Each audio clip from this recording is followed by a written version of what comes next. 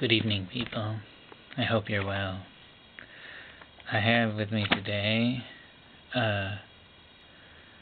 Deleuze and Guattari's A Thousand Plateaus, Capitalism and Schizophrenia, Part 2, or Volume 2. And there was although much of it has jumped out at me, I am strongly compelled to share with you a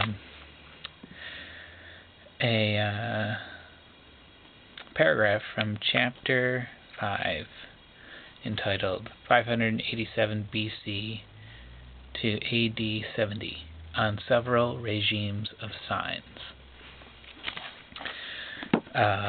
Just a really great page. It's a page-long paragraph, so bear with me. Of high interest, please listen. There's a simple general formula for the signifying regime of the sign, the signifying sign. Every sign refers to another sign, and only to another sign, ad infinitum. That is why, at the limit, one can forego the notion of the sign, for what is retained is not principally the sign's relation to a state of things it designates, or to an entity it signifies, but only to the formal relation of sign to sign insofar as it defines a so-called signifying chain. The limitlessness of significance replaces the sign. When denotation, here designation and signification taken together, is assumed to be part of connotation, one is wholly within the signifying regime of the sign. Not much attention is paid to indexes. In other words, the territorial states of things constituting the designatable.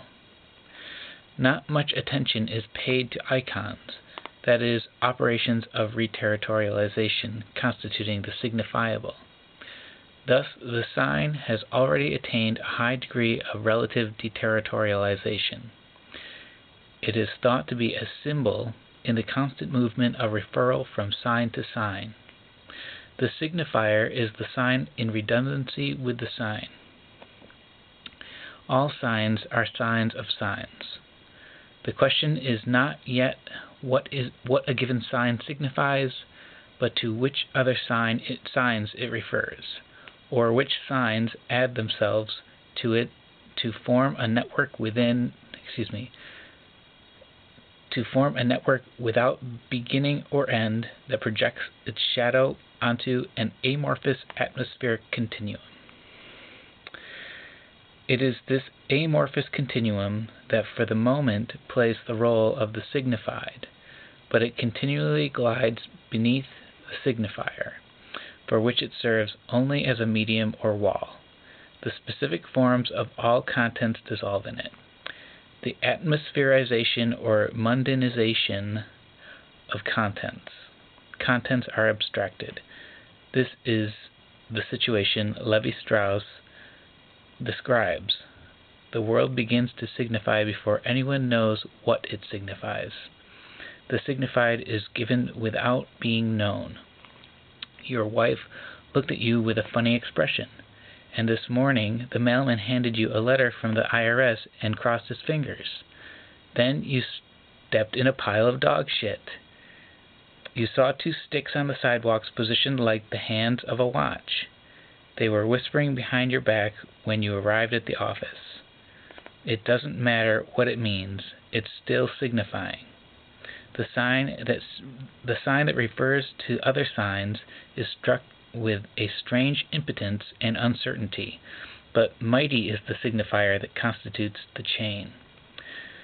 The paranoiac shares this impotence of the deterritorialized sign assailing him from every direction in the gliding atmosphere, but that only gives him better access to the superpower of the signifier through the royal feeling of wrath, as master of the network spreading through the atmosphere.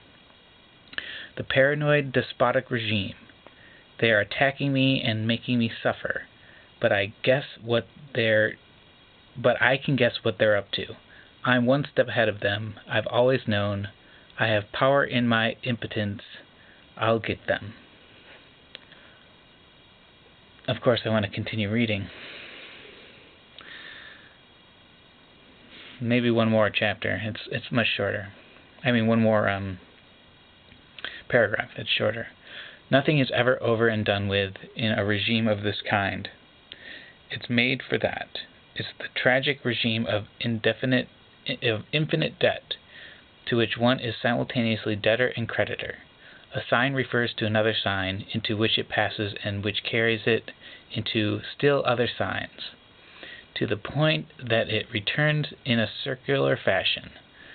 Not only do signs form an infinite network, but the network of signs is infinitely circular. The statement survives its object. The name survives its owner. Whether it passes into other signs or is kept in reserve for a time, the sign survives both its state of things and its signified.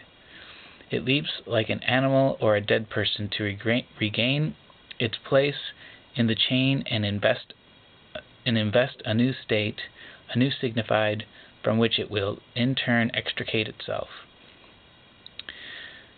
A hint of the eternal return. There is a whole regime of roving, floating statements, suspended names, signs lying in wait to return and be propelled by the chain. The signifier as the self-redundancy of the deterritorialized sign, a funeral world of terror. I think that's a reasonable conclusion. I hope you receive something from this. I recommend this book.